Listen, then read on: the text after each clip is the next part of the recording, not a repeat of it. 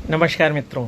सिंदूर यानी लिथार्ज यानी Pb2O3 जब दो मालिक्यूल लेड यानी शीशे के और 3 मालिक्यूल ऑक्सीजन के मिलते हैं तो लिथार्ज का निर्माण होता है, जिसे आप सिंदूर के रूप में देखते हैं। ये विज्ञान है, लेकिन संस्कृति सिंदूर की अलग बात कहती है। वैसे तो बहुत सी सोच ने यह बताया है कि सिंदूर जैसी कोई व्यवस्था उचित ही नहीं है, लेकिन जरा आप वैज्ञानिकता के आधार पर देखें, संकेत के आधार पर देखें। लेवी स्ट्रास जो बहुत बड़े संरचनावादी हैं, जो उन्होंने खासतौर से प्रतीकों पर भी बहुत काम किया है, सिंबोलिज्म पे जो काम किया है, उसमें जो सिंदूर है वह सिंदूर दूर से आपको क्या बताता है। जब भी आप किसी महिला को सिंदूर लगा देखते हैं तो उसका सबसे पहला अर्थ यह होता है, सांस्कृतिक अर्थ यह है सी इज़ मैरिड, लेकिन प्राकृतिक सत्य यह है सी इज़ सेक्सुअली एक्टिव। किसी न किसी वैध व्यक्ति के साथ वह जुड़ी हुई है, और ऐसा संकेत मिलने पर आपके सामने आपका व्यवहार नियंत्रित हो जाता है।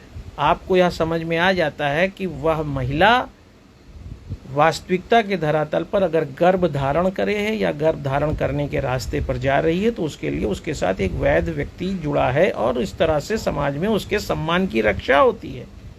जिस सिंदूर को लगाने से ही किसी की गरिमा, किसी की सामाजिक प्रतिष्ठा, परिस्थिति या स्टेटस का निर्धारण हो जाता है, उस सिंदूर को हनुमान जी यह मानकर अपने शरीर पर लगा लेते हैं कि केवल अगर एक सिंदूर लगाने से मर्यादा पुरुषोत्तम श्री राम के लिए सीता जी इतने प्रिय हैं, तो अगर वह पूरे शरीर में सिंदूर लगा लेंगे तो फिर भगवान उनके हो जाएंगे, और फिर वो अपने पूरे शरीर पर सिंदूर लगा लेते हैं।